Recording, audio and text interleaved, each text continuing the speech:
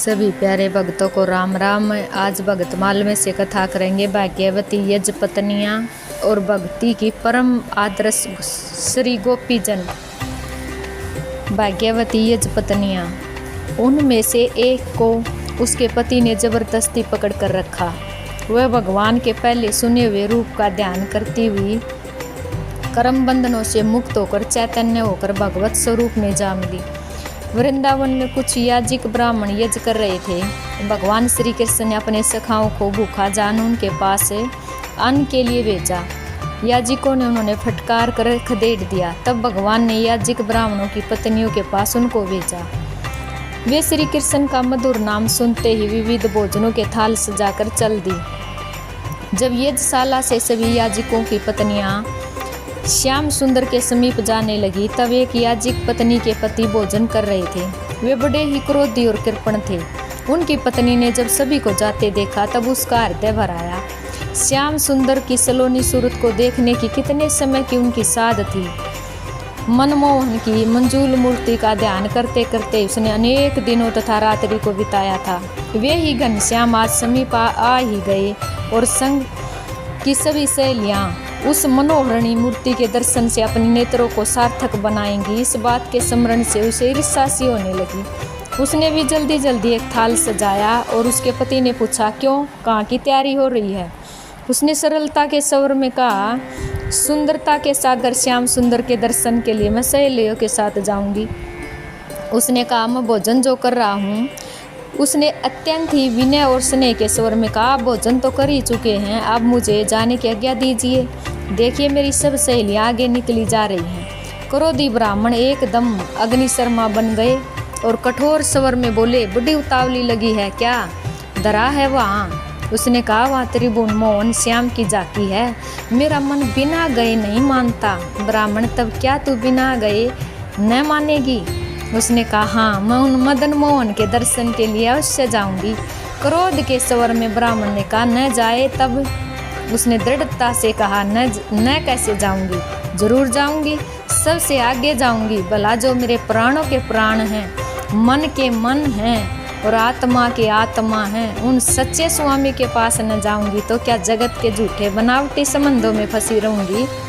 ब्राह्मण ने कहा, तेरा स्वामी तो मैं ही हूँ, मुझे भी छोड़कर तेरा कोई दूसरा स्वामी है क्या? उसने कहा, आप तो मेरे शरीर के स्वामी हैं, आत्मा के तो प्रभु हैं। वे तो सारे जगत के समस्त प्राणियों के अधीश्वर सर्वलोक महेश्वर परमात्मा श्री मदन मोहन ही हैं। वही सच्चे स्वामी के दर्शन से आज इन नेत्रों को सार्थक करूंगी। ब्राह्मण खाना पीना भूल गए। उन्होंने पत्नी पर बड़ा क्रोध आया। मुझे स्वामी न मानकर मेरी अपेक्षा करके ये दूसरों के पास जाती है। इससे वे अभिमानी ब्राह्मण जल उठे। अत्यंत ही हट के साथ उन्होंने क्रोध और दृढ़ता के स्वर में कहा, अच्छी बात है, देखता हूँ तो मेरी आज्ञा के बिना कैसे जाती है। उसने कहा, आप विरत ही क्रोध करते हैं। मेरा उनका ऐसा संबंध है, कोई लाख प्रयत्न करे मुझे उनके दर्शन करने से रोक नहीं सकता। ब्राह्मण ने उसी स्वर में कहा, आठ कंगन को आरसी क्या, देखना है तू कैसे मदन मोहन के दर्शन करती है। यह कहकर उन क्रोधी ब्राह्मण ने पत्नी के हाथ पैरों को कसकर बांध दिया और स्वयं उसके पास ही बैठ गया। यज पत्नियां ने दृढ़ता के स्वर में कहा, बस इतना ही करेंगे या और कुछ भी? उसने कहा, और यह करूँगा कि जब तक वे सब लौट कर नहीं आएंगी तब तक यहीं बैठा बैठा पहरा देता रहूँगा। उसने सुखी हंसी हंसकर कहा, पहरे की अब क्या आवश्यकता? शरीर पर आपका अधिकार है, उसे आपने बांध ही लिया। प्राण और आत्मा तो उन्हीं परमात्मा श्री नंद नंदन के हैं, उन पर तो उन्हीं का एकमात्र अधिकार है। शरीर से न सही तो मेरे प्राणों के और आत्मा के साथ उनका मेल होगा। यह कहकर उसने आंखें मूंद ली। जिस सुंदरी मालिनी को मनमोहन ने अपना कर निहाल कर दिया था, अपना यथार्थ स्वरूप जान करवा कर कृतार्थ कर दिया था, वही मालिनी मथुरा में इन ब्राह्मणों के घरों में फूल माला देने जाया करती थी। वही प्रतिदिन जा जाकर इन विप्रो पत्नियों के सामने श्याम सुंदर के स्वरूप सौंदर्य का बखान किया करती थी। उसी के मुख से इसने यशोदा नंदन के स्वरूप की व्याख्या और प्रशंसा सुनी थी। उसने जिस प्रकार ब्रजनंदन के स्वरूप का वर्णन सुना था, उसी स्वरूप का वह आंखें मूंद कर धीरे धीरे ध्यान करने लगी। ध्यान में उसने देखा, नीलमणि के समान तो शरीर की सुंदर आभा है। भरे हुए गोल गोल मुख के ऊपर काली काली घुंघराली लटें लटक रही हैं। गले में सुंदर फूलों की माला, कंठे आदि आभूषण पड़े हुए हैं।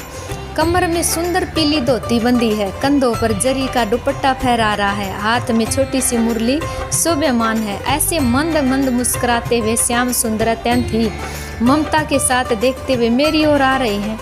उन्होंने देखते ही ब्राह्मणी का श्वास रुक गया। उसने नेत्रों के दोनों कोरों में से असुर ढलक पड़े और मुख प्राण उसके शरीर से निकलकर प्रियतम के शरीर में समा गई। ब्राह्मणी का वचन सत्य हुआ। उसकी आत्मा सबसे पहले श्याम सुंदर के पास पहुंच गई। ब्राह्मण ने देखा उसकी पत्नी का प्राणहीन शरीर उसके पास पड़ा है। वह हाय हाय करके अपने भाग्य को कोसने लगा। हे प्राणों के प्यारे, हे सभी के प्रिय स्वामिनी, इस ब्राह्मणी की उत्कंठा अभिलाषा और ऐसी एकाग्रता कभी ऐसे इस प्रेमहीन जीवन में एक आधे क्षण के लिए ही हो सकेगी क्या? भक्ति की परम आदर्श श्री गोपीजन। भगवान श्री कृष्ण कहते हैं, उन गोपियों का मन मेरा मन हो गया।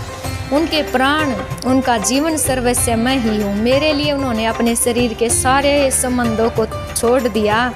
उन्होंने अपनी बुद्धि से केवल मुझको ही अपना प्यारा प्रियतम आत्मा मान लिया।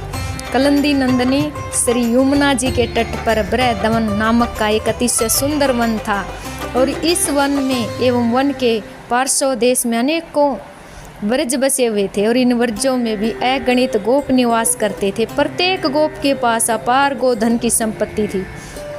गोपालन ही इनकी एकमात्र जीविका थी। सब घरों में दूध दही की धारा बया करती थी। बड़े सुख से इनका जीवन बीतता था। छल कपट ये जानते ही नहीं थे। धर्म में पूर्ण निष्ठा थी। इन्हीं गोपों के घर श्री गोपीजनों का अवतरण हुआ था। विश्व में श्री कृष्ण प्रेम का आदर्श स्थापित करने के लिए एक नवीन मार्ग दिखाकर त्रिताप से जलते हुए जगत के प्राणियों को और उधर परम हंस मुनिजनों को भगवत प्रेम सुधा की धारा से सिकत कर उस प्रवाह में बहाकर अचिंत्य अनिर्वचनीय चिन्मय आनंद में लीला रस सिंधु में सदा के लिए निमग्न कर देने के लिए लगभग 5000 वर्ष पूर्व की बात है। उपर्युक्त वर्जों के गोपों के एक छत्र अधिपति महाराज नंद के पुत्र रूप में यशोदा रानी के गर्भ से परब्रह्म पुरुषोत्तम गोलोक विहारी सम भगवान श्री कृष्ण चंद्र का अवतार हुआ। विरजपुर की वसुंधरा पर यशोदा नंदन की विश्व मौनी लीला प्रसरित हुई। सबको अपने सौभाग्य का परम फल प्राप्त होने लगा। इनमें सर्वप्रथम अवसर मिला वहाँ की वात्सल्यवती गोपियों को। इन वर्ज में जितनी पुत्रवती गोपियाँ थीं, सब ने अखिल ब्रह्मांड नायक यशोदा नंदन को अपने अंक में धारण किया। वे उन्होंने अपना स्तन दुगंध पिलाकर कृतार्थ हुई। योगिंदर मुनिंदरगण और अपने ध्यान पथ में जिनका सप्रस पा लेने के लिए सदा ललायित रहते हैं, उन महामहेश्वर को अपने विशुद्ध वात्सल्य में प्रेम की भेंट चढ़ाकर इन गोपियों ने मानो वे उनके ही हाथ की कठपुतली हो इस रूप में पाया। किंतु इन वात्सल्यवती गोपियों की अपेक्षा भी निर्मलतम प्रेम का निदर्शन व्यक्त हुआ। मधुर भाव से श्री कृष्ण चंद्र के प्रति आत्मनिवेदन सर्वसमर्पण करने वाली श्री गोपीजनों में व्रज की इन गोप कुमारियों का, गोप सुंदरियों का श्री कृष्ण प्रेम जगत के अनादि इतिहास में सर्वथा अपरिमितम बना रहेगा। प्रेम की जैसी अनंतता इनमें हुई है, फिर सर्वथा निर्बाध्य भगवत सेवा का जो अधिकार इन्हें प्राप्त हुआ वह अन्यत्र कहीं है ही नहीं। उस समय की बात है जब व्रज राजकुमार रेंगते हुए अपने आंगन में खेल रहे थे। कुछ बड़ी आयु की गोप कुमारियाँ भी अपनी जननियों के साथ नंद भवन में देखने आया करती थी। सब की सब सरलमती बालिकाएं थीं, पर श्री कृष्ण चंद्र के महामरकत श्यामल अंगों पर दृष्टि पड़ते ही उनकी दिशा विचित्र हो जाती। ये ऐसी निष्पद हो जाती मानो सचमुच कनक पुतलिकाएं ही हों। न जाने इनकी समस्त सशोभित चंचलता उस समय कहाँ चली जाती। जो गोप बालक थे वे जब श्री कृष्ण चंद्र के समीप आते, उनकी माताएं जब उन्होंने नील सुंदर के पास लाती तो वे तो अतिशय उल्लास में भरकर किलकने लगते, अत्यंत चंचल हो उठते। पर उनसे सर्वथा विपरीत दशा इन बालिकाओं की होती। वे विचित्र गंभीर हो जाती। केवल इनकी ही नहीं, जो बहुत छोटी थी अथवा श्री कृष्णचंद्र की समवेशिका थी, उनसे कुछ मास बड़ी थी, उनको भी यह दशा होती। वृद्ध गोपिकाएं स्पष्ट देखती है, सुकुमार कलिका सी नन्ही बालिकाएं जिसे जन्म में 1 वर्ष भी पूरा नहीं हुआ है, उसने देखा यशोदा के नीलमणि की ओर केवल आधे क्षण भर ही, और बस माता की गोद में वह सर्वथा स्थिर हो गई। उसके नेत्रों का स्पंदन भी रुद्र हो गया। माताएं एक बार तो आश्चर्य करने लगती, पर फिर तुरंत ही उनका समाधान हो जाता। इस सावरे शिशु का रूप ही ऐसा है, जड़ में विकृति हो जाती है, ये तो चेतन है। उन माताओं को क्या पता कि ये समस्त बालिकाएं विरज में जन्मी हैं श्री कृष्णचंद्र के लिए।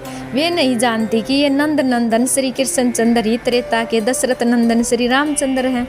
कौशलपुर में ये मिथिला पधारे थे और श्री जनक नंदनी का सोमवार था। धनुर्वर्ग के अनंतर श्री विदेही ने जयमाला राघवेंद्र के गले में डाली। रघुकुल चंद्र का विवाह संपन्न हुआ। उस समय मिथिला की उनका कोटि मदन सुंदर रूप देखकर विमोहित हो गई।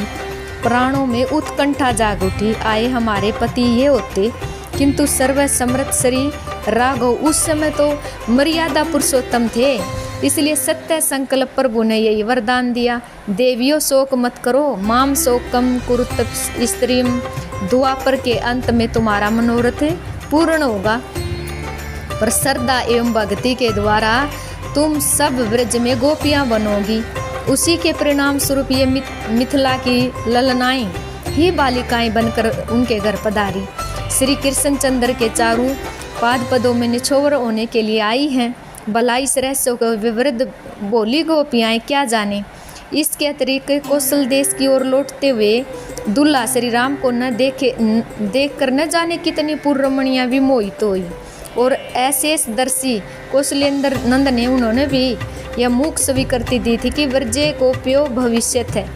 अपने वनवासी रूप के दर्शन से मुग्ध हुए दंडकारण्य के ऋषियों को भी उन्होंने द्वापर के अंत में गोपी बनने का वरदान दिया था। प्रजा रंजन का पवित्र आदर्श रखते हुए राजा रामचंद्र जी ने अपनी प्राण प्रिया श्री जानकी जी का उनके सर्वथा नित्य पवित्र रहने पर भी परित्याग किया, तथा फिर जब जब वे यज्ञ करने बैठे तब तब प्रत्येक यज्ञ में ही उनकी अर्धांगिनी के स्थान पर श्रवण निर्मित सीता विराजती। सर्वेश्वर की माया का क्या कहना। एक दिन वे अगणित श्रवण सीता मूर्ति चैतन घन बन गई, और सबके लिए राघवेंद्र के मुख से यह वरदान घोषित हुआ था कि तुम सभी पुण्य वृंदावन में गोपी बनोगी, मैं तुम्हारा मनोरथ पूर्ण करूंगा।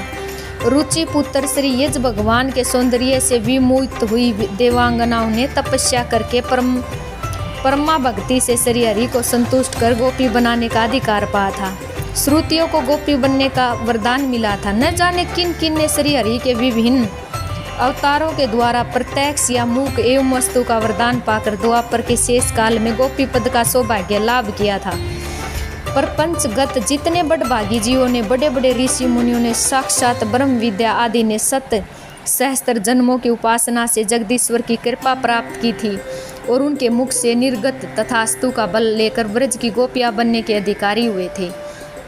इन सब की गणना किसके पास है। एकमात्र श्री कृष्णचंद्र की अचिंतन लीला महाशक्ति को ही इसका पूर्ण विवरण ज्ञात रहता है। ब्रज की सीधी सादी वृद्ध गोपियों को इस रहस्य का क्या पता। इतना ही नहीं, वे बेचारी नहीं जानते कि स्वयं गोलोक विहारी ही ब्रज में पधारे हैं, और जब वे आए हैं तब गोलोक विहारिणी भी आई ही होंगी। उनके नित्य परिकरों का भी अवतरण अवश्य हुआ होगा। दरा का दुहस्य, दैत्यभार से पीड़ित होना, विधाता के समीप जाकर अपना दुख निवेदन करना, ब्रह्म का जगन्नाथ की स्तुति करना, परम पुरुष के अवतरण का संदेश प्राप्त करना, परम पुरुष की प्राण प्रिया की सेवा के लिए सूर्यवनिताओं के प्रति भूतल पर उत्पन्न होने का आदेश होना, यह कथा इन आभीर गोपिकाओं ने सुनी नहीं, इसलिए वे कल्पना ही नहीं कर सकती कि इन गोप बालिकाओं के रूप में नित्य लीला के महामहिम परिकर हैं। अपने स्वामी की बहुन पावनी लीलाओं में योगदान करने आए हैं। देवांगनाएं श्रुतिगण हैं, प्रपंच के अगणित सौभाग्यशाली साधन सिद्ध प्राणी हैं, जो यहाँ गोपी बनकर कृतार्थ होने आए हैं। वे स्वयं कौन है यही उन्होंने पता नहीं, फिर अपनी पुत्रियों इन गोप बालिकाओं के संबंध में वे कैसे जाने।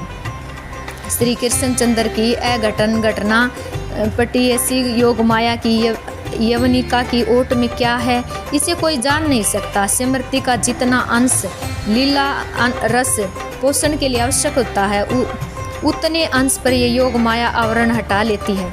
शेष भाग पूर्णता आवृत ही रहता है। यही कारण है कि यशोदानंदन को देखते ही नन्ही सी बालिकाओं की अथवा किंचित वैश्य का गोप कुमारियों की दशा ऐसी क्यों हो जाती है। इसका वास्तविक रहस्य ये वृद्ध गोपियाँ नहीं जान सकती। दिन बीतते क्या देर लगती है। जो वैश्य का गोप कुमारियाँ थी वे ब्याह के योग्य हो गई। गोपों ने इन विभिन्न व्रजों में अच्छे अच्छे घर वर देखकर उनका ब्याह किया। विवाह के सभी संस्कार विधिवत संपन्न हुए। बोरे फिर आदि से अंत तक एक अतिशय आश्चर्यमय घटना उन दुल्हन बनी हुई गोप बालिकाओं की आंखों के सामने घटित हो रही थी।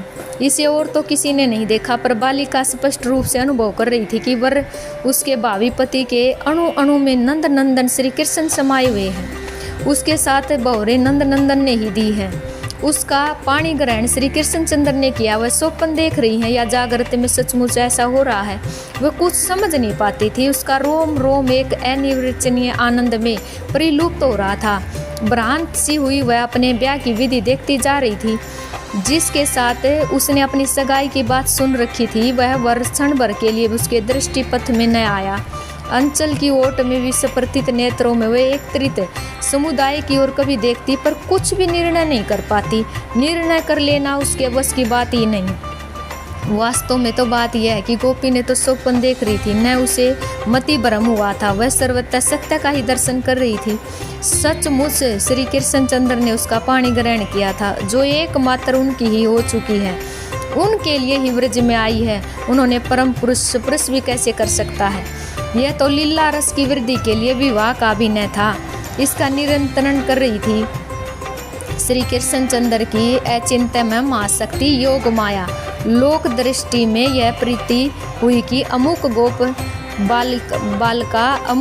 बालक के साथ विवाह हुआ, पर सनातन सत्य सिद्धांत है वृद्ध सुंदरियों को कभी क्षण भर के लिए विमायक पतियों से मिलन होता ही नहीं। एक काल में एक स्थान पर सत्य को आवृत कर योग माया किसे कब प्रीति करा देगी, इससे वे ही जानती हैं। गोप बालों ने अभी अभी सत्य को प्रत्यक्ष देखा, किंतु पुण्य उनकी स्मृति में आगे कितना उल्ट फेर वे करती रहेगी।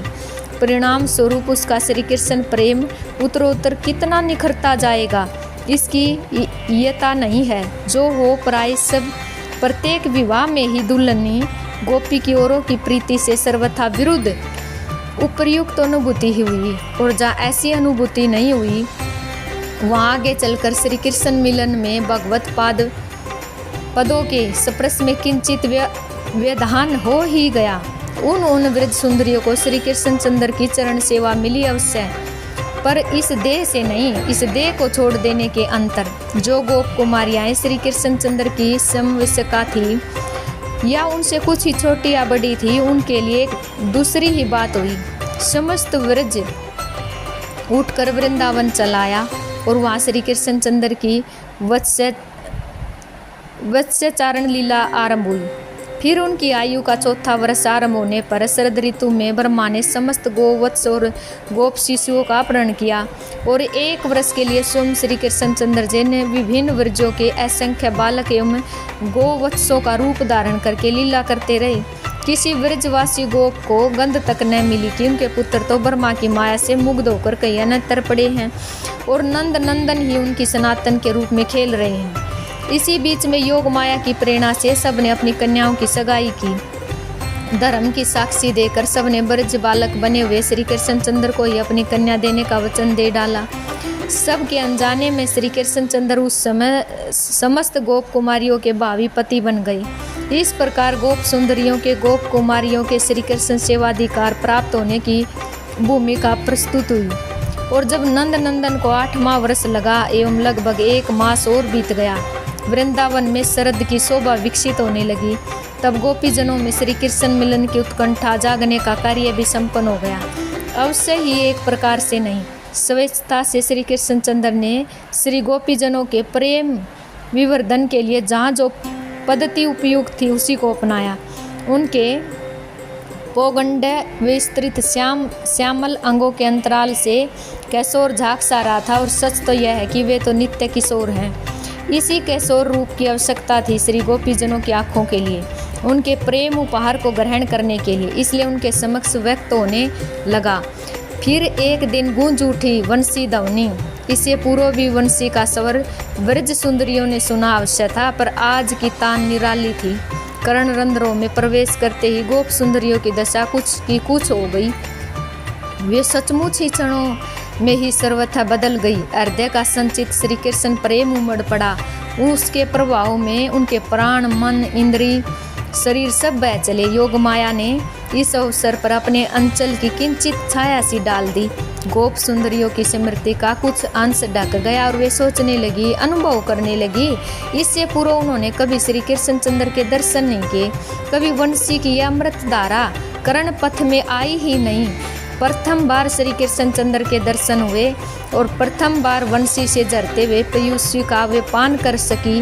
और कितनी तो यह भी भूल गई कि यह श्याम वर्ण सौंदर्य निधि बालक कौन है। और परस्पर एक दूसरे से परिचय पूछने लगी, रे बहन ये किन के पुत्र हैं।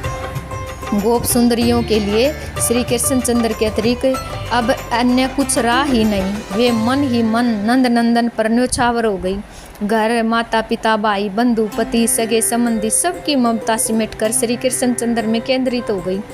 अब वे अनमयसक सी रहने लगी। निरंतर उनके नेत्र सजल रहने लगे। प्राणों में एक विचित्र व्यथा थी जिसे वे प्रकट भी नहीं कर पाती थी, सह भी नहीं सकती थी। श्री कृष्ण दर्शन के लिए सतत व्याकुल रहती।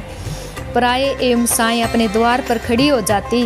वन जाते, व्रज लौटते वे श्री कृष्ण चंद्र के दर्शन जहाँ जिस स्थान से हो सकते थे वहाँ वे चली जाती। ग्रह कार्य पड़ा रहता। गुरुजन खींचते, जलाते, समझाते, किंतु सिर नीचा कर लेने के अतिरिक्त और कोई उत्तर न देती। कितनों के अंग पीले पड़ गए। अभिभावकों ने समझाया, ये रुग्ण हो गई। उनके लिए वैद्य बुलाए गए। वैद्यों ने बताया किसी गहरी चिंता के कारण इनकी ऐसी दशा हो गई है। पर क्या चिंता है यह किसी को पता नहीं लग सका। भाव बढ़ते बढ़ते यह दशा हुई। उनके द्वारा ग्रह कार्य होना सर्वथा संभव हो गया। वे करें तो क्या करें। उनके नेत्रों में, मन में श्री कृष्ण चंद्र समा गए थे। सचेत करने पर वे कार्यभार संभालने अवश्य चलती, पर जो चलती कि दिखता आगे पीछे दाहिने बाएं चारों ओर से हमें घेर कर श्री कृष्ण चंद्र साथ चल रहे हैं। झाड़ू देने चलती तो प्रतीत होता झाड़ू के कण कण में श्री कृष्ण चंद्र समाये हुए हैं। दही के भांड में, मंथन डोरी में, मथानी में श्री कृष्ण चंद्र खड़े हंसते दिखते हैं। वे दही कैसे बिलोएं। बर्तन मांझ जाती, उनके कण कण में झन झन शब्द होता और उन्होंने अनुभव लगता श्री कृष्ण चंद्र जी के नपुर की रुंझुन रुंझुन ध्वनि है। वे चिकित नेत्रों से द्वार की ओर देखने लगती और उन्होंने यही बान होता, वह देखो द्वार पर वे खड़े हैं। दीपक संजोकर वे दीप दान करने चलती, पर दीपक की लो में श्री कृष्ण चंद्र नाचते दिखते। दीपक हाथ से गिर जाता। चलते फिरते, सोते जागते, किसी और भी दृष्टि फेरते समय श्री कृष्ण चंद्र उनके सामने निरंतर बने रहते। इस परिस्थिति में घर के सारे काम कैसे हों। कितनी तो उन्मत्त पराय हो गई। सिर पर दही का माट लिए वे आती नंद ब्रज में दही बेचने और दही लो के बदले पुकार उठती, श्री कृष्ण लो, श्री कृष्ण लो। लोग चिकित नेत्रों से देखते और वे बावरी सी इस विधि से उस विधि में फिरती रहती जिनका ब्रह्म ज्ञान लुप्त नहीं हुआ था एवं हृदय में निरंतर श्री कृष्ण की स्फूर्ति रहने पर किसी भी प्रकार अपने को संभालने में समर्थ थी। उनका कार्य रह गया था केवल श्री कृष्ण नाम का गान। पनघट पर, यमुना तट पर, गोष्ठ में, ब्रजपुर की गलियों में, हाट में मिलकर परस्पर एक दूसरे के प्रति अपने प्राण वल्लभ श्री कृष्ण चंद्र के संबंध की चर्चा करते रहना और उन गोप कुमारियों की दशा भी विचित्र थी। ये प्राय श्री कृष्ण चंद्र के सामने व्यय की ही थी, किंतु जैसे नंद नंदन किशोर शोभा से मंडित हो चुके थे वैसे ही इनके सैस्व की ओर से नव यौवन व्यक्त होने की प्रस्तावना कर रहा था। सबकी सवय विवाहिता थी। इन सब ने देखा कि व्रज राजतन्य की उस सौंदर्य राशि को इनके प्राण मन में वह रूप समा गया। फिर तो आराधना आरंभ हुई। नंद नंदन को पति रूप में पाने के लिए हेमंत के प्रथम मास में दल की ये यमुना के तट पर अरुणोदय से पूर्व एकत्रित हो जाती।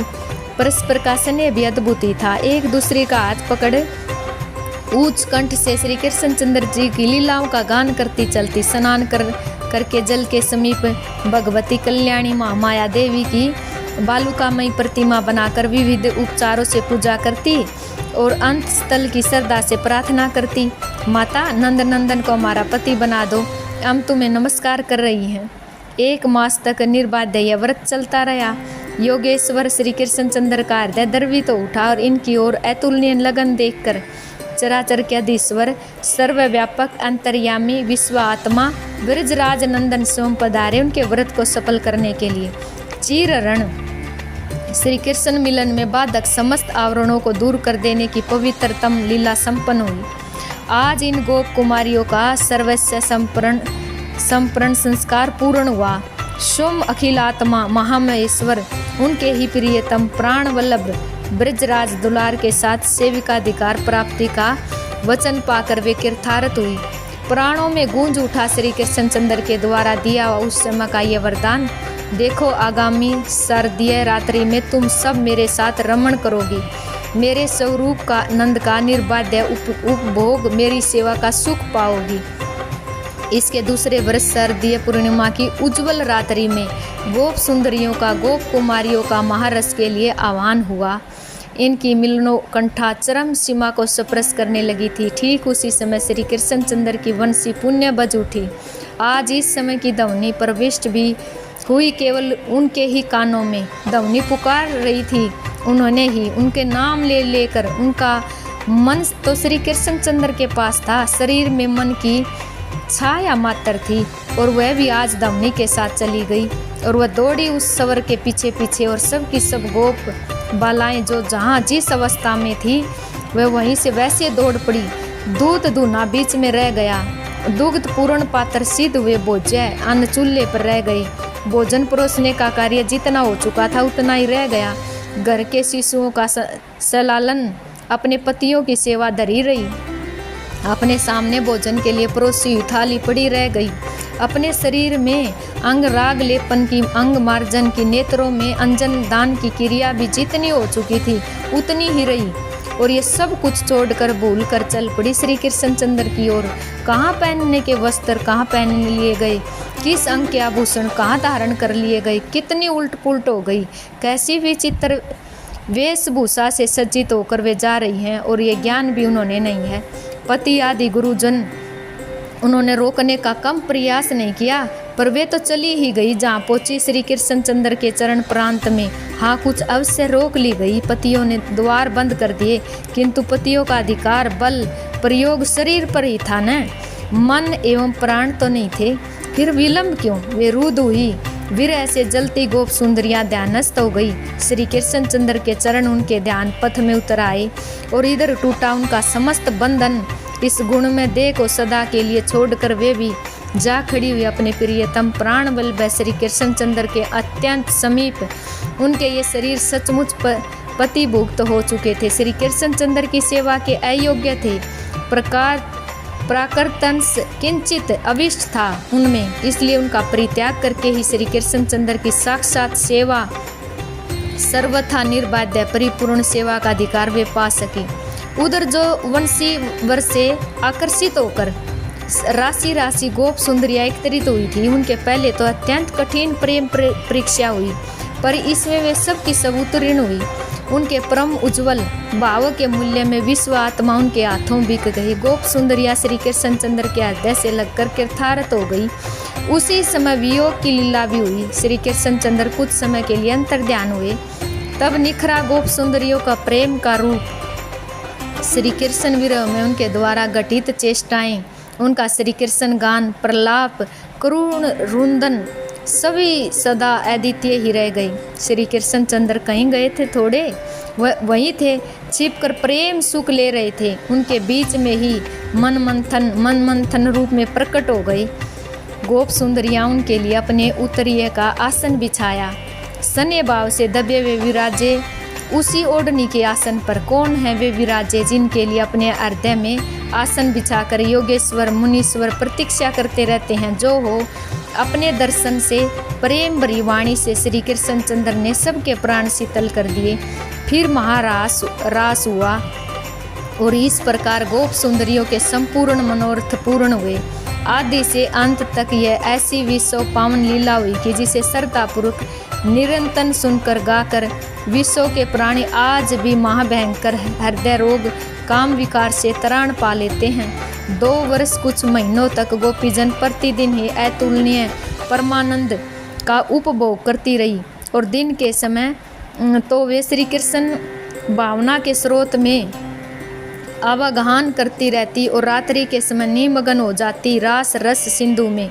पर सहसा एक दिन उनकी एकमात्र निधि ही छिन गई। श्री कृष्णचंद्र मथुरा चले गए और प्रियतम के विरह में उनकी क्या दिशा हुई होगी, इसे कोई कैसे चरित्र करे। उनके अंतर की व्यथा को उन्हीं के प्राणों की छाया में अपने प्राण मिलाकर कोई अतिशय बड़भागी अनुभव भले कर ले, अन्यथा वाणी में तो याने में रही। ब्रह्म दशा के संबंध में वाणी संक्षेप में इतना ही कह सकती है। उसके बाद गोप बालाओं ने अपने केस नहीं संवारे, उनकी वे काली घुंघराली अलकें जिन्हें अखिल आत्मा स्वयं भगवान श्री कृष्णचंद्र स्पर्श कर प्रेमियल हो जाते थे, उलझ कर जटासी बनती गई। किसी ने फिर गोप सुंदरियों के अधरों पर पानी की लाली नहीं देखी, अंगों पर उन्होंने आभूषण धारण करते नहीं देखा। उनका शरीर क्षीण तर होता गया। मलिन वस्त्र धारण किए यमुना के तट पर, वन वृक्षों के नीचे, गिरिराज के चरण प्रांत में, जहाँ जहाँ श्री कृष्णचंद्र के चरण चिन्ह की भावना होती वहीं वे बैठी रहती और उनके नेत्र निरंतर झरते रहते। पहले विवेश विन्यास ये अपने लिए तो करती नहीं थी, करती थी श्री कृष्णचंद्र के सुख के लिए। अपने अंगों को सजाने के रूप में इनके द्वारा विशुद्ध भगवत सेवा होती थी। इनके इस सजे हुए रूप को देखकर श्री कृष्णचंद्र सुखी होते, इसलिए ये श्रृंगार धारण करती थी। जब श्री कृष्णचंद्र ही चले गए तब फिर क्या सजना। यही काम और प्रेम में अंतर है। काम चाहता है अपना सुख, अपनी इंद्रियों की तृप्ति, और प्रेम चाहता है एकमात्र सबके नित्य प्रेम स्वरूप श्री कृष्णचंद्र का सुख, और अपने द्वारा वे सुखी हो। श्री गोपीजनों में आदि से अंत तक विशुद्ध प्रेम का प्रवाह है। इन्होंने श्री कृष्णचंद्र के लिए लोक धर्म लोकचार का त्याग किया, वेद धर्म कर्माचरण को जलांजलि दी, दे धर्म पिपासा आदि को भी सर्वथा भूलकर इनके साधनों की अपेक्षा कर दी। कौन क्या कहता है इसकी परवाह लज्जा छोड़ दी। और तो क्या ये सतल कुल रमणी थी, आर्य पथ में पूर्ण प्रतिष्ठ थी, और यह इनके लिए दुस्तज्य था। इससे भी इन्होंने श्री कृष्णचंद्र के लिए छोड़ दिया। आत्मीय सौजनों का भी परित्याग किया, उनके द्वारा की हुई समस्त ताड़ना की, बर्तसना की और उपेक्षा कर दी। अपने सुख के सभी साधनों को विसर्जन कर इन्होंने श्री कृष्णचंद्र से प्रेम किया। अपने सुख की वासना, हमें श्री कृष्ण से सुखी हो, यह वृत्ति कभी इनमें जागी ही नहीं। इसलिए श्री कृष्णचंद्र के लिए निरंतर तड़पती रही, पर इतना निकट होने पर भी वे कभी मधुपुरी नहीं गई। क्या पता हमारे जाने से प्रियतम के सुख में व्यातघात हो। इस भावना ने कभी उन्होंने वृंदावन की सीमा से पार नहीं जाने दिया। इसी को कहते हैं वास्तविक श्री कृष्ण प्रेम। इनके इस निर्मल प्रेम से कहीं काम की गंध भी नहीं है। श्री कृष्ण सुख के लिए इनका श्री कृष्ण संबंध है। कुछ दिन पश्चात श्री कृष्णचंद्र जी ने भेजे हुए उद्धव आए इन्हें सांत्वना देने। बड़े ही तत्वज्ञानी थे उद्धव, पर आकर डूब गए वे ब्रज सुंदरियों के प्रेम प्रयोधि में। उद्धव चाहने लगे किसी प्रकार इस वृंदावन में लता पत्थर के रूप में उत्पन्न हो जाऊं और गोपी जनों की चरण रज मुझ पर निरंतर पड़ती रही। वास्तव में श्री कृष्ण वियोग की लीला तो हुई थी प्रेम की परिपुष्टि के लिए, और साथ ही यह लीला न होगी तो प्रेम की चरम प्रणीत का रूप एवं भगवान की प्रेम दीनता का उच्चतम निदर्शन जगत में अप्रकट ही रह जाता। श्री गोपीचंद जैसे श्री कृष्णचंद्र के लिए व्याकुल थी, वैसे श्री कृष्णचंद्र भी उनके लिए सतत व्याकुल रहते थे। केवल द्वारकेश की रानियां विशेषतः पट महिषा ही जानती हैं कि उनके स्वामी की क्या दशा है वृंदावन की श्री गोपीजनों की स्मृति को लेकर। उन्होंने आश्चर्य होता था, वे समझ नहीं पाती थी। कभी वे सोचने लगती कि हमें ऐसी कौन सी त्रुटि है जो हमारे नाथ के हृदय में आज भी हमारी अपेक्षा बहुत बहुत अधिक स्थान सुरक्षित है। श्री गोपीजनों के लिए द्वारकेश ने उनकी इस शंका का एक दिन समाधान कर दिया। कहते हैं कि सहसा द्वारकेश्वर रुग्ण हो गए। उस चिदानंद में शरीर में कहीं रोग होता है, यह तो प्रभु का अभिनय था। जो हो उदर में पीड़ा थी, सब उपचार हो चुके पर पीड़ा मिटी नहीं। देवऋषि नारद पधारे। प्रभु ने बताया, देवऋषि पीड़ा हो रही है, इसकी औषधि भी है, पर अनुपान तुम ला दो, किसी सच्चे भगत की चरण धूलि ला दो, फिर मैं उसे सिर पर धारण कर स्वस्थ हो जाऊंगा। फिर तो पूरी द्वारवती छान डाली। नारद ने सारे भूतल पर घुमाए, किंतु किसी ने भी नरक के भय से त्रिभुवनपति की चरण धूलि नहीं दी। वे निराश लौट आए। केवल व्रज में जाना वे भूल गए थे। प्रभु ने आग्रह करके इस बार वहीं भेजा और वियोगनी व्रज बालाओं ने घेर लिया देव ऋषि को और वे पूछने लगी अपने प्रियतम की कुशल। उन्होंने सारी बात बता दी। सबके नेत्र बहने लगे। तुरंत एक साथ ही सबने अपने चरण आगे कर दिए और गदगद कंठ से वे बोली, देव ऋषि जितनी रज चाहिए ले जाओ, हमारे प्रियतम की पीड़ा मिट जाए, वे सुखी हो जाएं। इसके बदले यदि हमें अनंत जन्मों तक नरक में जलना पड़े तो यही होने दो, इसी से हमें परम सुख है। प्रियतम का सुख ही हमारा सुख है बाबा। देव ऋषि ने एक बार तो स्वयं उस पावन रज में स्नान किया और द्वारिका लौट आए। भगवान तो नित्य स्वस्थ थे ही, पर पट महिषियों की आंखें खुल गई। कुरुक्षेत्र में गोप सुंदरियों का श्री कृष्णचंद्र से मिलन हुआ और प्रियतम से मिलकर वे शीतल हुई। इसके अनंतर जब लीला समेटने का समय आया, गोलोक विहारिणी अपने नित्य धाम में पधारने लगी, तब श्री गोपीजन भी उनके साथ ही अंतर्हित हो गई। जो नित्य गोपिकाएं हैं उनके लिए तो कोई प्रश्न ही नहीं है। जो साधन सिद्ध गोपिकाएं थी वे भी नित्य लीला में सदा के लिए प्रविष्ट हो गई। सभी प्यारे भक्तों को राम राम जी।